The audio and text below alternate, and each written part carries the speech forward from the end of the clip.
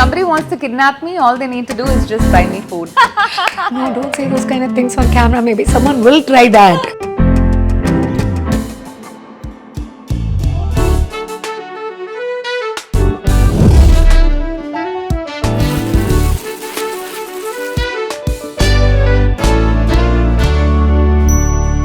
Hello and welcome back to Two Peas in a Pod, podcast where two sisters, both of us, I'm Reeve. I'm Anusha. Both of us sit and talk about all things big and small. Today it's going to be one such thing. And today we're talking about uncertainties in life. Because life is not always the same, right? For all of us, life is not the same. It doesn't go as per plan. We have plot twists, we have Anusha, you're supposed to talk.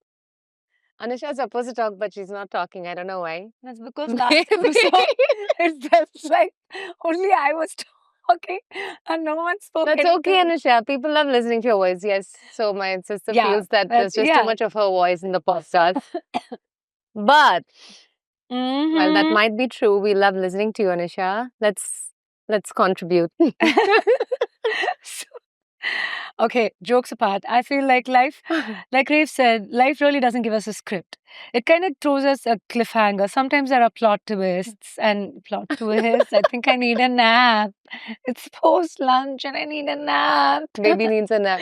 Yeah, I'm cranky. But anyway, life throws us a lot of jokes apart, really jokes apart. This is a very serious thing we're going to talk about. Something very close to us today.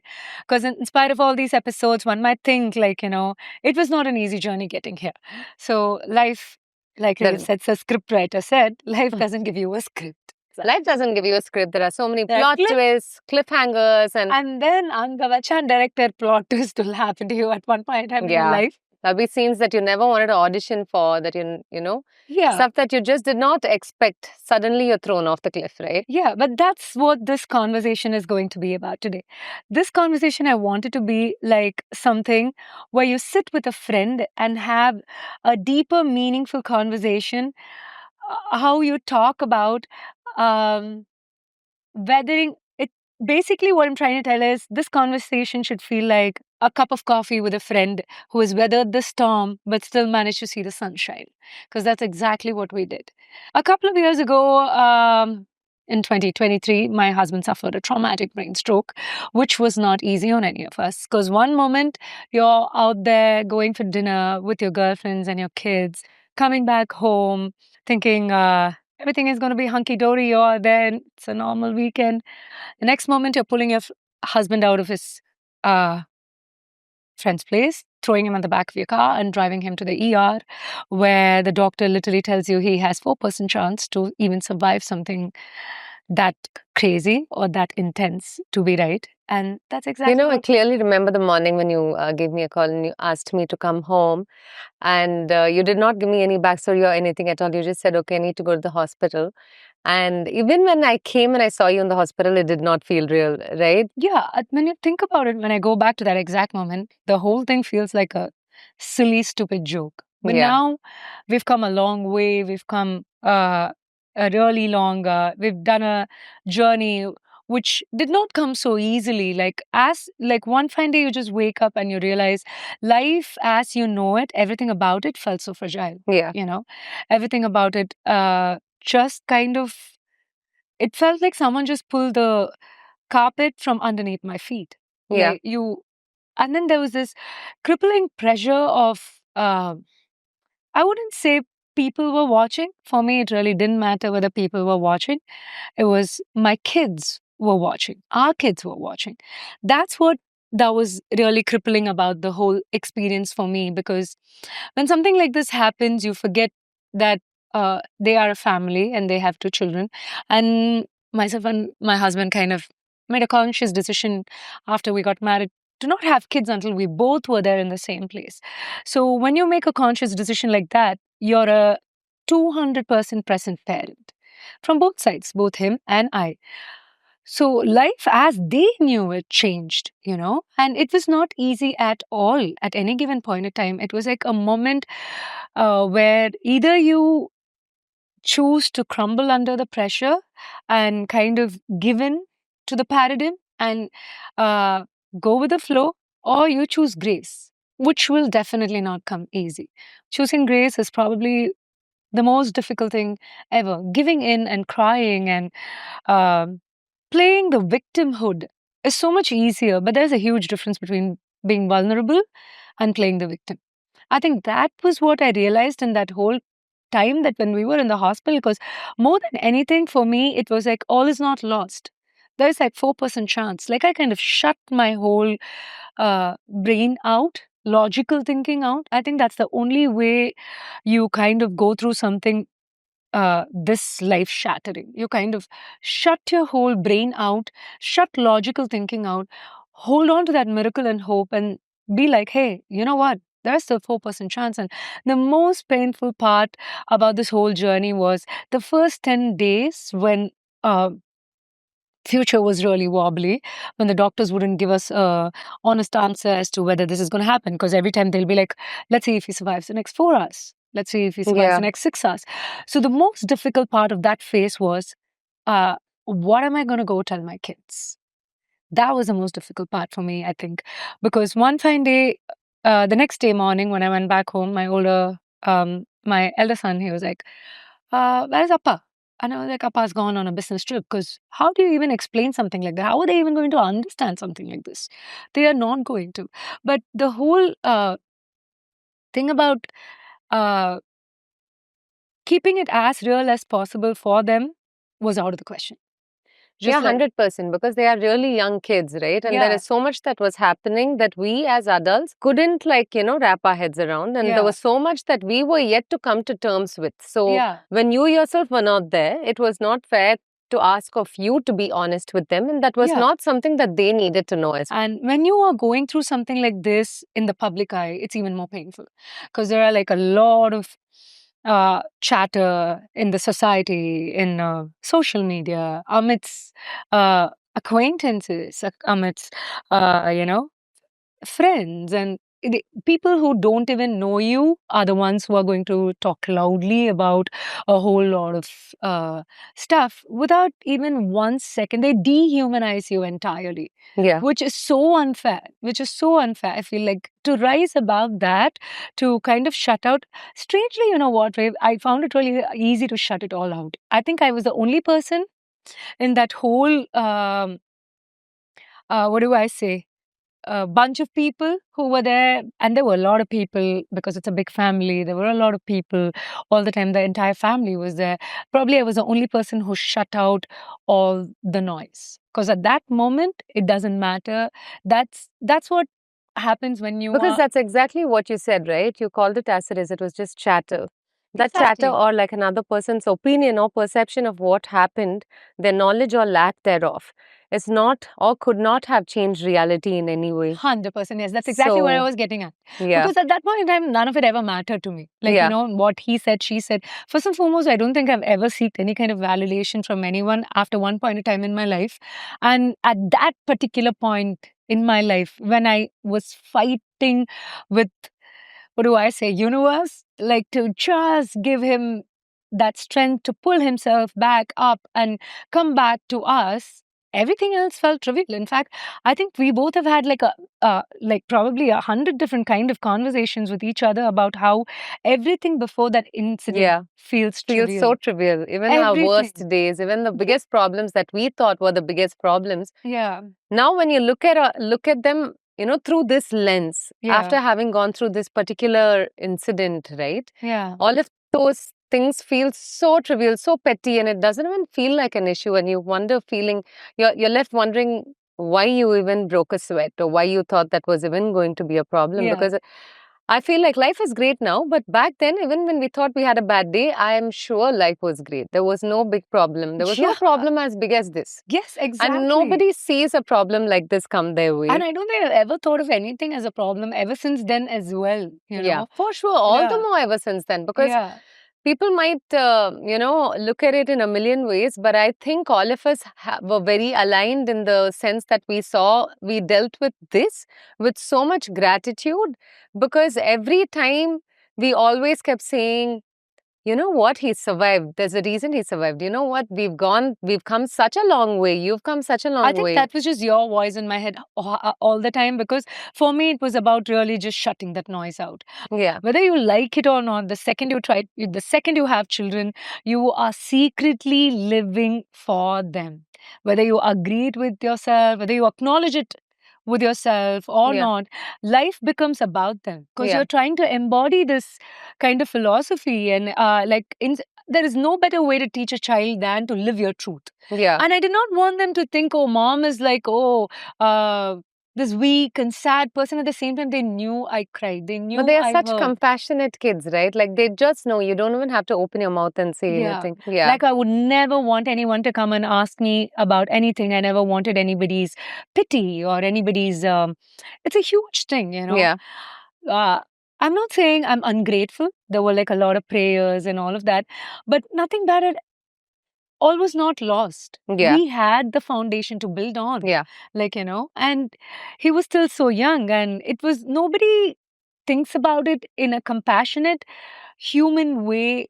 Like, take away all the white noise. Just think about that human. Think about the people who are related to that human, the person who's married to him, and those two little children. But no, somehow our society, somehow our paradigm is always about the theatrics, the dramatics, and it's always about playing victimhood, which I don't think I can ever do that. I don't think I've ever done that. This thing is a completely different, what do I say? The seriousness of it is completely different. But any time we faced any kind of conflict in the face of public, I don't think I've ever played. And I think that's the victimhood. best part about uncertainty, right? Yeah. Because when there is a problem or a challenge, of course, the problem that you're talking about is something very intense and not many people would be able to relate to. But uncertainty need not necessarily be of this scale. Exactly. It can be of a smaller scale. It can be something like losing a job, a breakup, falling out with a friend. One thing is so certain about life, it is uncertain. Yeah, it is uncertainty. But here we are Talking trying about it. to decode not the problem, not uncertainty, but how we deal with it, which is rising above it. Yeah. Because that is the only way I see it getting better. Because, like you said, life is anything but certain. So, when Yeah. you are constantly thrown different kinds of uncertainties your way, Yeah. how do you really deal with it? There's only one way to go, and it's always up and above. Yeah, you rise above So, it. Yeah. And there is also this takeaway of it's like when a storm happens, you take lessons, you take notes. When something bad happens, there is just two ways to go about it. Either you change for the worse or you change for the better. Yeah. Like how I always say, we always changed for the better. Yeah. Because you have great parents, you have a strong family support system. Like, you know, not those are all like those tiny things. For us, it was like we stuck to agency. Like we wrote gratitude even in those terrible times. We managed to keep the sunshine alive even on, Stormy probably the days, yeah. heaviest days. We would still find something to laugh about. We would still, at least laugh at our own misery, if nothing else. We'd be how like, hey, else? you know what? This is so tragic. Does this even feel real? Yeah. And of course, not the first couple of months, but later when we knew, because from day one, I know that there was no other way we saw this going. Yeah, because it's like you cannot take yourself too seriously, because on an everyday basis, the most difficult part is not staying alive, you know, coming out of something that traumatic. The difficult part is when that human is picking himself up and piecing himself together. That is the most difficult part of your life. And how do you deal with it? So you can't just like always be in it, be serious, be this positive person who kind of is. But you have been that. You've been yeah, amazing. but you and need to have your own so moment. tirelessly, right? Yeah, you need to have that moment back when nobody is watching, when I'm with you, where you laugh about something silly, or like, you know, when we joke about how did we even get here, sort of a thing, deal with it with dark humor. Yeah. I think that was one of the things that we actually got us through. Like, as horrible as it might sound to someone, it made perfect sense to me. Of course. And it still makes perfect If it makes sense to you, You it can doesn't never need to take make yourself sense too to anyone seriously, else. because if you do not have those light moments, you are not going to go Yeah. back to facing reality Yeah. as to how it is, I feel. Yeah, for And sure. for us, I think it was meditation. We did a Yes. lot of meditation. Yeah. And we wrote gratitude every I'm day. in my Zen mode right now. I'm in that zone. Are you sure? Or are you Yes. sleepy? No, like I've meditated so much. I've Oh, meditated the hell out yeah, of life. yeah, I know what you're talking about. No, I think sometimes you need it. Who, Like me? you, yeah. I've Yesterday you were always pretty riled up meditated though. in the evening with all your NGO and the podcast Do you work. remember how many things that needed Yeah, my tending yesterday? I know, and you did it so effortlessly. Yeah. So yeah, maybe you did meditate the living daylights out of yourself, you know. Yeah. Could But do yeah, some more. so But yeah, there were we so many had, things that we did, right? yeah, like we do gratitude, and then like we take everything about the kids seriously. Like in the sense we'll give. Do you remember how those morning school drives meant the Yeah. most to us? They still do. Yes, they did have a really fun aunt. I'm not going to take that. The effort that you would put, be it a Lego time or like, and oh, please, we have to say this in the What? camera. Like, we have never had nannies for our boys, like ever. I know that's something that will just get dished out in judgment. Maybe they would probably think, oh, yeah, what is this person talking about? Even this morning before recording, like I made sure that we got our kids up, gave them a bath, drove them to school, and then like, you know, got done with all our stuff.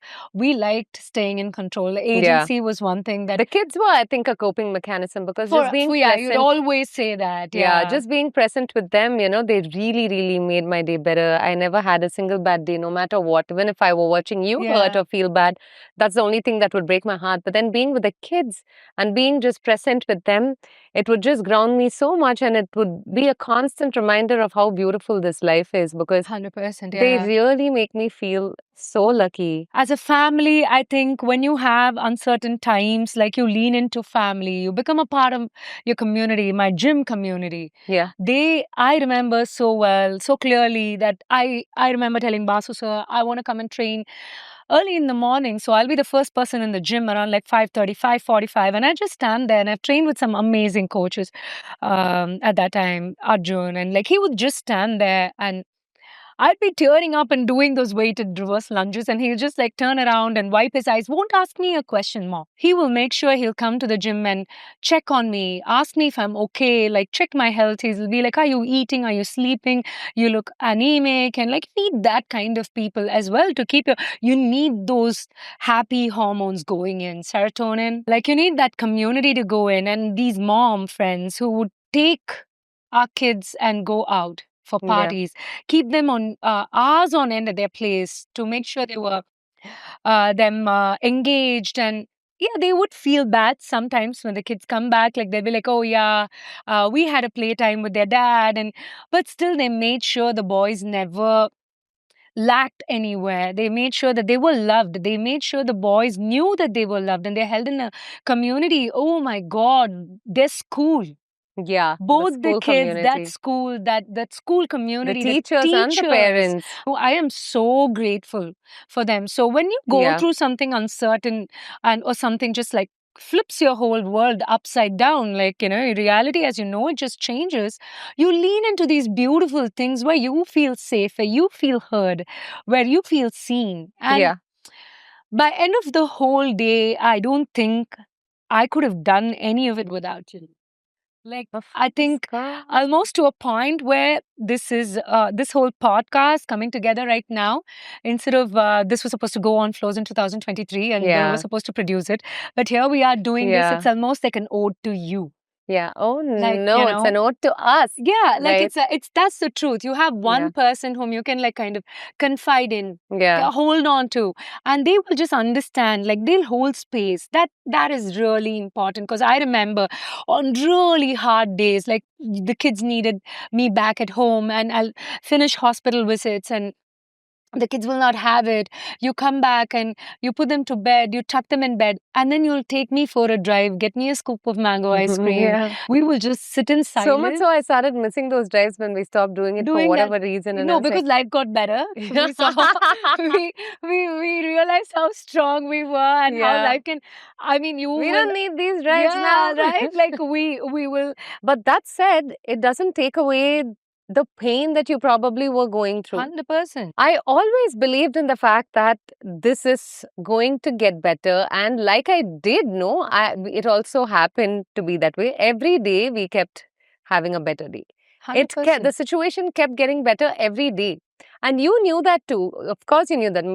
All you needed was just a voice to tell you that, you know. So my role was merely to just remind you of the things that you already knew. Yeah, for sure. But And then it wouldn't have been easy at all, Rave. Like, you know, it's not easy to just, you don't find that kind of person in everyone, you know, like parents would be so worried to even say anything. I wouldn't eat, but then I would be so strong. I wouldn't want to say anything to mom and dad because it was really difficult. But then if you have that one person who kind of like understands, holds space, right? You're sorted, you're really good. And those drives, though, that one scoop of mango ice cream drive, and then you'll show me all around Chennai city and not say a word. Like, no, not say a word, right? Like, that was comfort for me. That was like, how do you muster your strength and your words to say what you're going through? Because honestly, I didn't know what I was going through. Like, you know, it all felt too much. Too much. And like, I can only imagine. Yeah. And at that point in time, those drives were everything for me. It is a teacher. It teaches you a lot of things. It teaches about what you're capable of. I feel that's what uncertainty does to you. Really. Like how a diamond is made out of pressure and heat. It's just mere coal before that. So you can choose how you come out on the other side. And it really helps if you have somebody to do this thing with, you know. It can be a sibling, a friend, anybody. And we honestly, you know, I'm glad too that, you know, I could be with you in this space because Please, I wouldn't want it any other way because it felt like the more the ground started shaking, the more we were putting down our roots deeper and deeper and holding on to something more meaningful, like the kids with mom and dad, the morning routine of sitting down. It felt like I was going back. Routine. I feel like that's what really had us going. You know, we had these small routines that we built through the day and we were looking forward to it. Okay, morning school run. And then once we drop off the kids, we'll have like about half an hour to 20 minutes of quiet alone time where we just literally lie down on the floor. Remember? We just lie down on the floor and be like, what the hell is happening? Because that's the time you can really let loose. And you didn't have to put on a show for these little kids. humans. And it would just be us at home trying to, you know, unravel the crazies that have, you know, collected in our system. 100%. And we'll just like laugh about it. And we'll be like, what is just going on right now? Is this even happening? I don't know. I cannot. I think I've lost count of the number of times that I have said, why me? Why this? Why But us? you changed that narrative, right? She always used to ask, why me? Why is this happening to me? And then one fine day with a lot of, I feel like journey inwards because the outside world was getting really loud. It was crazy. You started journaling and excessively meditating, and these were small things that both you and I did, but stuff that you really had to do. And with that, you started changing that narrative as to why me instead of why me. It was more like, why okay, not how can me? I? How can I? Why? What makes us special? Nothing really makes us special. This could have happened to anyone, but then when you actually give up that why me thing when something uncertain happens and you just give in and say, why not me? Like, you know, what makes you so special? Why not you? Because I remember so well, that was like something that dad said to me in the breakfast table, and it was just him and me because our dad is an amazing man. He has his own way of being this strong pillar. So I was just sitting there tearing up. Love you. Like, I don't know what I'd be without him and mom too, right? But like, so I was having coffee and I couldn't even like muster the energy to take one sip. And I just looked at him and I told him, Appa, what? Enna nadakkudu? Why is it happening to me? Like, I don't understand. We're good people. And then he just looked at me and he said, what makes you so special? Nothing, right? Like, we all are humans. So when you have that kind of people, oh my God, but that was so heavy for me that morning. But then it was a truth bomb. Like, Dad has been this spiritual gangster, you know, from day one. He's always dropping these truth bombs, always keeping you grounded, always teaching you the right things and telling the right things, like, which is, he would never dehumanize somebody. At the same time, he would not, like, you know, make you feel too special also. He'll just give it to you as it is. So when he asked me that, like, I think that changed my perspective. Like, you know, and also the fact at that point of time, when I was trying to get help for my kid, like my oldest son, I put him in like behavioral and cognitive therapy because there's only so much we can help as parents. And this whole taboo about kids. And he's a very emotionally intelligent kid, And Rudra. you see these people. That was what was infuriating for me. People who I've never met in 15, 20 years, who have never met my son, who's never so much so has said a hi to him, will have the audacity to call me at that given point of time in my life and tell me, maybe your kid has ADHD. Are you kidding me? The father suffered a brain stroke. Like the audacity people had generally to give away free, unsolicited advice like that. And then I'm like, hey, I'm the mom. I had to tell myself, because people are constantly at that point in time, they think they know best for what, for 15 years you've lived, 13 years you've lived in a shell. Yeah. Like, it's your world. And then it's just like people have ripped out the doors, people have ripped out the windows, the walls are coming crumbling. And you're just standing there in the middle of it all with your kids, so vulnerable, opened yourself to so many dialogues, so many comments and stuff like that. At that point in time, I had to be like, hey, you know what? He's a great kid. Yeah. And that kid used to have his dad come for every football run. Mom used to do school drop-offs. Dad used to do school pickup. And he is just 6 years old. I'm going to get him help, behavioral and cognitive therapy, to understand where and what is happening around him without ruining his innocence, as to like, without putting thoughts in his head or making him a bitter person about life. Because from there, from the kid who'll just like come back from a play date and cry, saying, why is my dad not normal, to right now. So this happened 1 week ago. So now that there is in a good place, my husband's like walking and doing all his stuff and very independent. We still have a little bit more to go, but it's like a constant work. But I we asked crossed him, the biggest oh and the my God, hardest part of the journey. we have. I'm so grateful for it. I'm so thankful for it. But when I asked him, so Rudu, when do you think Appa's going to get better, Rudu? And he just like paused right before going, Ma, what are you talking about? Appa's perfectly fine. So cute. That, like, you have so much to learn Yeah. from kids. Like, Of course. we have gotten there. Like, and it did not come easily. We do not say this easily. Yeah. I don't think we say it easily. It is all about taking control of your life to little bit. I went and started learning piano with my child, with Rudra, and it was the most exhilarating 45 minutes of my life every week. I look forward to it because I remember how you guys will always be like, are you in a bad mood? Where are you heading? And I'll be in the car talking to you on Bluetooth, and then you'll be like, I'm going to piano class. Oh, call me after piano class. You're going to feel better. And like every time I come back from piano class, I was like, did you feel so? Music and art, and I got in, it was like agency. Right. Yeah, but I feel like, again, like I said, uncertainty does not look like this for everybody. But it's not just the person who goes through. Of course, I always keep saying this is not just your life, it's mine too, because I'm going through this it's with a you. lot on you as well. What are you talking about? Yeah, but then it's not easy. Yeah, but do. it's not easy also to watch this happen to, of course, first the person who's going through it, but also see your sister, your sibling go through something like this, and for the sunshine, for the ray of sunshine that you are, and how life just kind of, threw this in your face, and how you were forced to kind of show up in a certain manner, or how you, garner the strength to show up however you did. That was not easy for me. So I took it up as, hey, I'm going to enjoy my cup of coffee in my balcony or on my terrace, because that's what I would always say. Even if we do not have it in ourselves to make that much of an effort, let's just take our evening cup of coffee outside, right?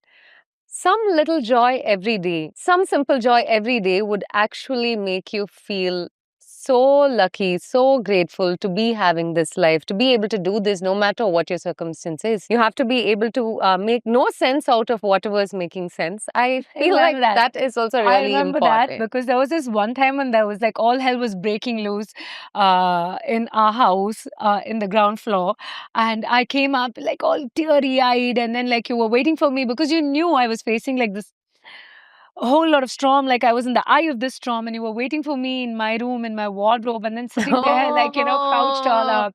No way, I know where you're going with this.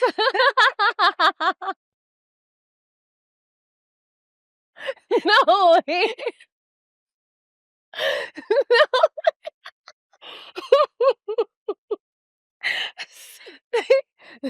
I can't.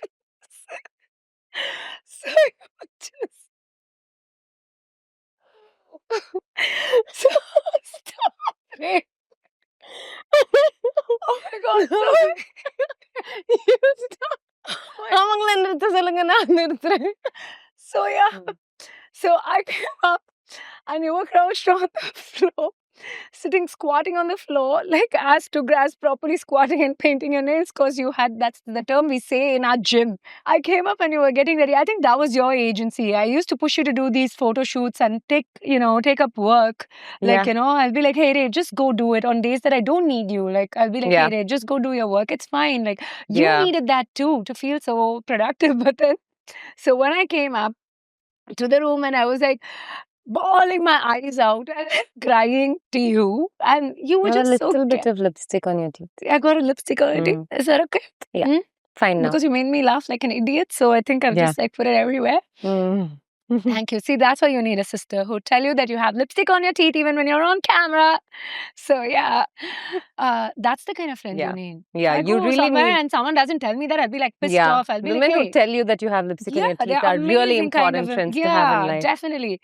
So let me finish the story. So I came up and then I'm like bawling my eyes out and I'm telling Rave, I can't do this anymore, Rave. Like, I know if I could just like go invisible, I'll come up with these horrible ideas. That's for the next thing after that. Rave just looked me dead in the eye and told me, Adana Macha, this person, this put together person, sitting so prim and proper in her red. So this person told me, Adana Macha, nama poet Dhanajay Samirkare, Nasetta Sangarika Manate, Sanarika Usravida, Yenrika tension, pocket Damirika, tension, Navada, Kira Manrika, Manatilla Sanarika, Indika Damuki, and that I was crying my, see, hey, she did that and I was like, what?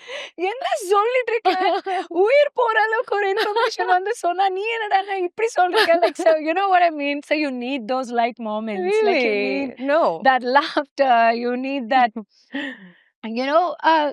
you cannot take yourself too seriously. Like uncertainty happens to all of us.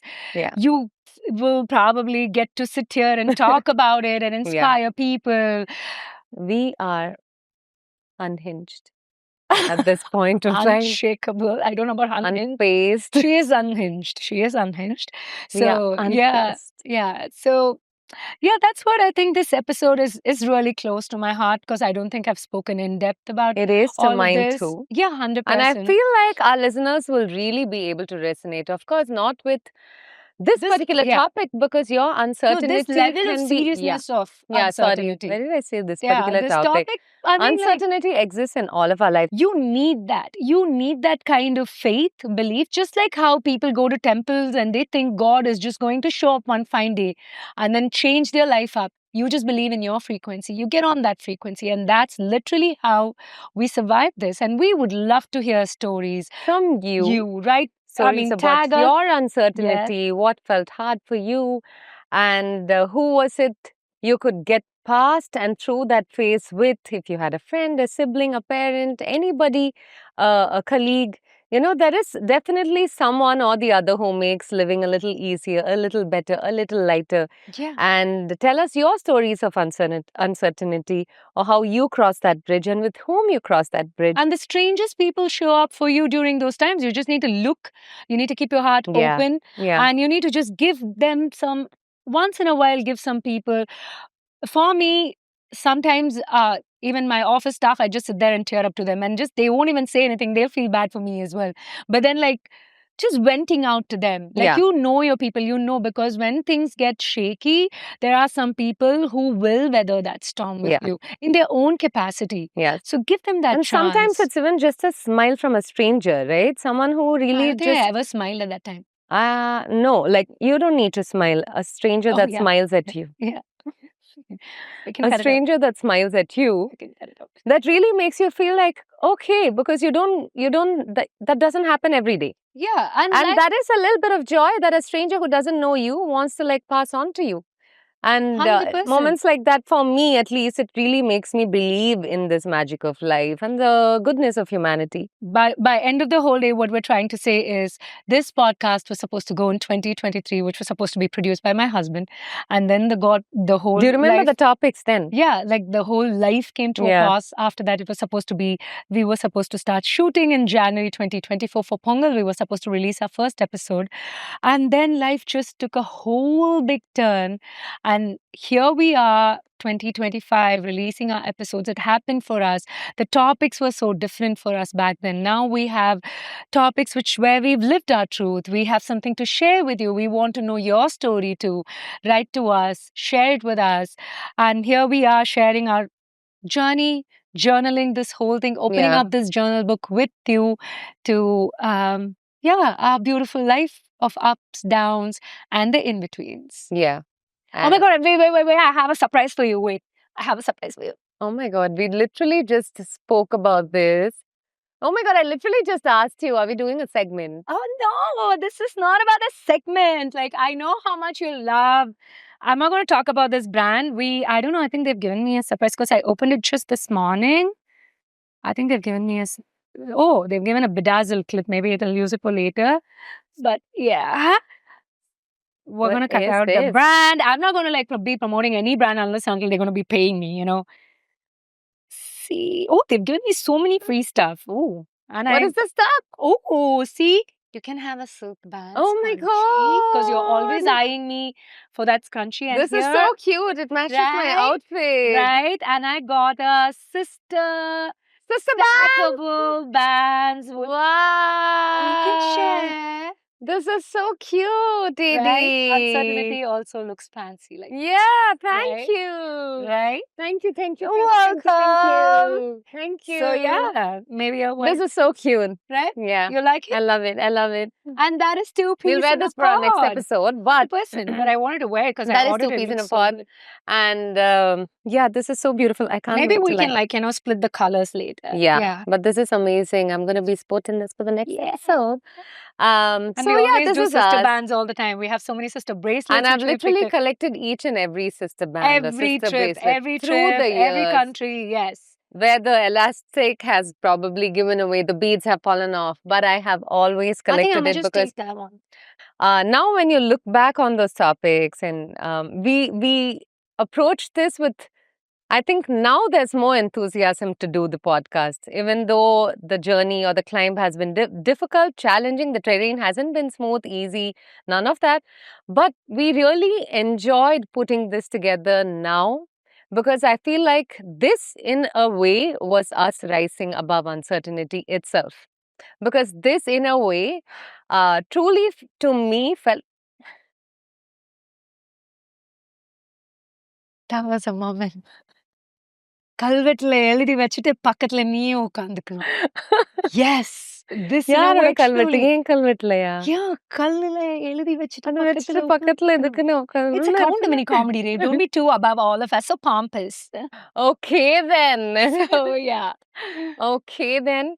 But anyway, so I feel like this is us rising above uncertainty. Anything can happen to you, but what sense do you make out of that? And what do you churn out of that?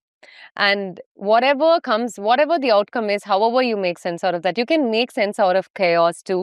You can,